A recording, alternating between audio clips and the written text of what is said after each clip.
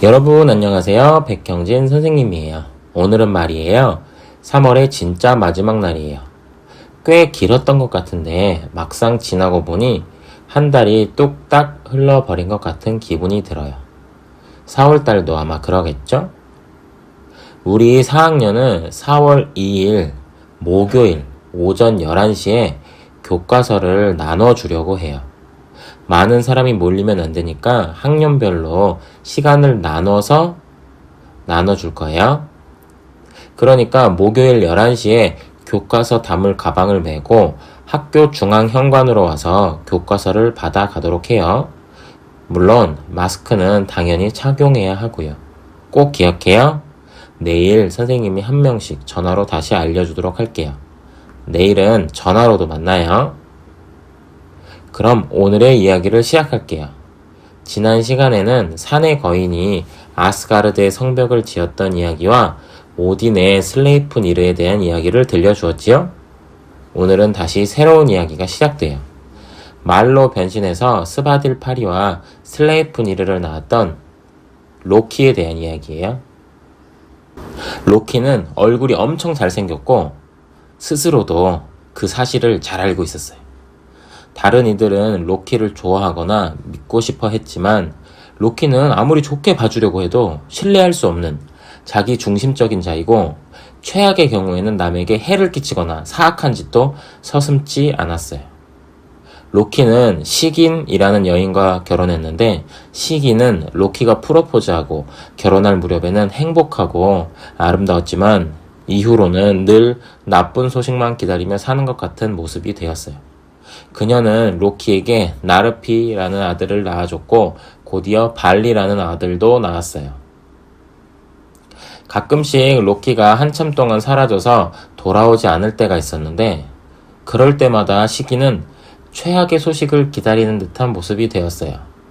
로키는 늘 찔리는 구석이 있는 사람처럼 가책을 느끼는 얼굴로 시긴에게 돌아왔지만 한편으로는 자기 자신을 매우 자랑스러워하는 듯 보였어요. 로키는 이런 식으로 3번 집을 떠났다가 결국 3번 다 돌아왔어요. 로키가 3번째로 아스가르드에 돌아왔을 때 오딘이 로키를 불러서 말했어요. 내가 꿈을 꾸었는데 말이다. 너에게 아이들이 있더구나. 눈이 하나뿐인 나이 들고 현명한 신들의 왕 오딘이 말했어요.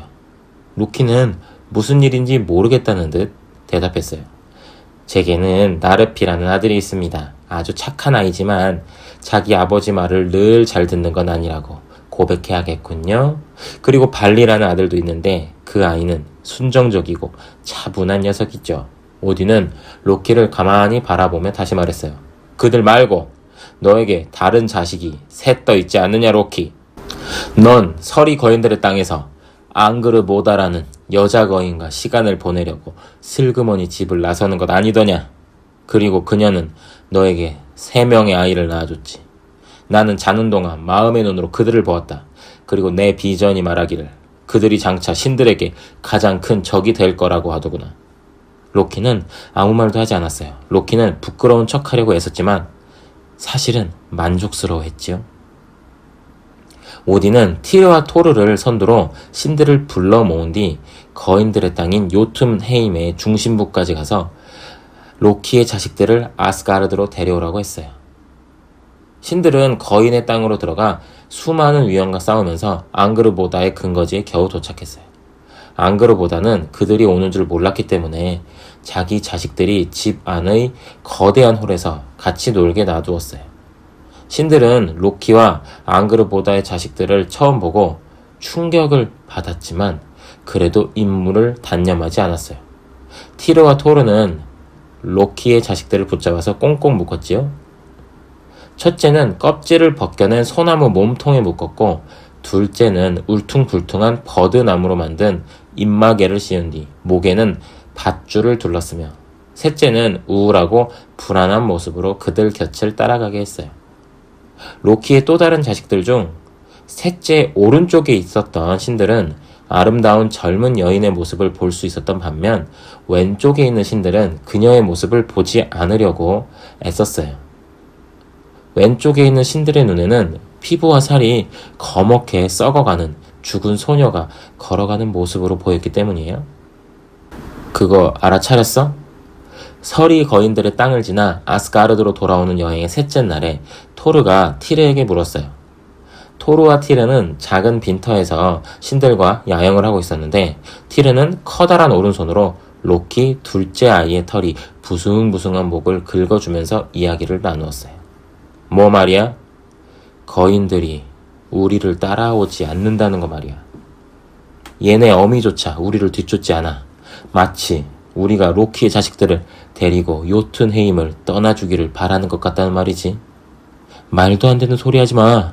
티르는 헛소리를 말라는 듯 받아쳤지만 말은 그렇게 하면서도 따뜻한 불가에서 몸을 부르르르 떨었어요. 힘든 여행을 이틀 더 하고서야 겨우 오딘의 왕국 아스가르드에 도착했어요. 이들이 바로 로키의 자식들입니다. 티르가 짧게 소개했어요. 로키의 첫째 아들은 소나무에 묶여 있었는데 이제 자기가 묶인 소나무보다 몸이 더 길어진 상태였어요. 그것은 요르문간드라는 거대한 뱀이었어요. 우리가 데려오는 동안에도 계속 자라서 몇 미터나 더 길어졌습니다. 티르가 말했어요. 토르도 한마디 덧붙였지요. 조심하십시오. 불타는 검은 독을 뱉을지도 모릅니다. 저한테도 독액을 뿜었는데 다행히 빗나갔습니다. 그래서 저는 머리를 나무에 묶어놓은 겁니다. 아직 새끼니까 계속 자라는 거겠지. 오딘이 말했어요. 이놈이 아무도 해칠 수 없는 곳으로 보내버릴 생각이다. 오딘은 뱀을 모든 땅 너머에 있는 바닷가로 데려갔어요. 오딘은 미드가르드를 에워싸고 있는 바닷가에서 요르문간드를 풀어주고는 뱀이 모래밭을 스르르 기어가 파도 아래로 미끄러져 들어가서 꿈틀거리며 헤엄쳐가는 모습을 지켜보았지요.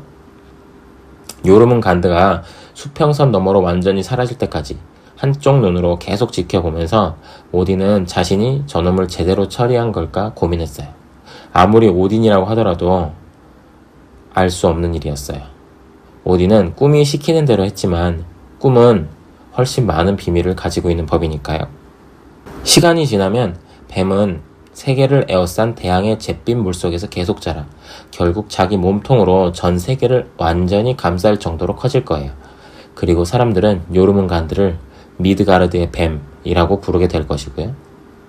거대한 왕궁으로 돌아온 오딘은 로키의 딸에게 앞으로 나오라고 명령했어요. 오딘은 소녀를 가만히 쳐다보았지요. 그녀 얼굴의 오른쪽만 보면 뺨은 분홍색과 흰색을 띠고 눈은 로키처럼 녹색이며 입술은 도톰하고 암적색이에요. 그런데 얼굴 왼쪽의 피부는 얼룩지고 줄무늬가 있으며 죽음의 멍으로 부어올랐고 앞을 못 보는 눈은 썩어서 창백하고 입술도 없이 쭈글쭈글한 입은 해골처럼 누런 치아 위로 쭉 찢어져 있었어요. 다른 이들은 널 뭐라고 부르느냐? 최고신 오딘이 물었어요. 만물의 아버지시여, 다들 저를 헬이라고 부르옵니다. 넌 참 예의 바른 아이로구나. 너에게 그 이름을 주도록 하마. 헬은 아무 말 없이 얼음 조각처럼 날카로운 녹색 눈과 흐릿하게 썩어서 죽은 창백한 눈으로 오딘을 가만히 바라보기만 했어요. 그 눈에서 오딘을 두려워하는 기색은 전혀 찾아볼 수 없었지요. 넌 살아있는 자냐 아니면 시체냐? 오딘이 소녀에게 물었어요. 전 그냥 저일 뿐입니다. 앙그르보다와 로키의 딸 헬이지요. 그리고 다른 누구보다 죽은 자들을 좋아합니다. 죽은 자들은 순박하고 또 저에게 말을 할 때 존중하는 태도를 보이거든요. 살아있는 자들은 저를 혐오스럽다는 듯이 쳐다보지만요. 오딘은 소녀에 대해 곰곰이 생각하다가 자기가 꾼 꿈을 떠올리고는 이렇게 말했어요. 이 아이는 가장 깊은 암흑의 땅을 다스리는 자가 되어 9세상의 죽은 자들을 통치할 것이다. 가치 없는 죽음을 맞이한 불쌍한 영혼들, 즉 병에 걸리거나 늙거나 사고를 당하거나 아기를 낳다가 죽은 자들의 여왕이 될 것이다. 전투 중에 죽은 전사들은 항상 여기 바랄라로 와서 우리와 함께하게 된다.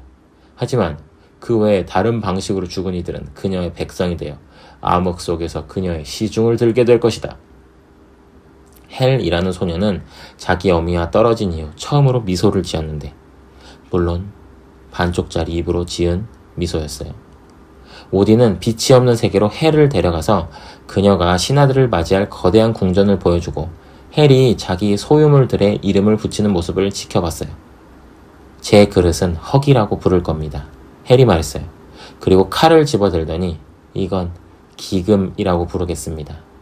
그리고 제 침상은 병상이라고 할 거고요. 라고 말했어요. 로키가 앙그르보다와의 사이에서 낳은 자식 가운데 둘은 이런 식으로 처리했어요. 하나는 바다로, 하나는 땅 아래의 암흑세계로 보낸 것이죠. 그렇다면 나머지 하나는 어떻게 됐을까요?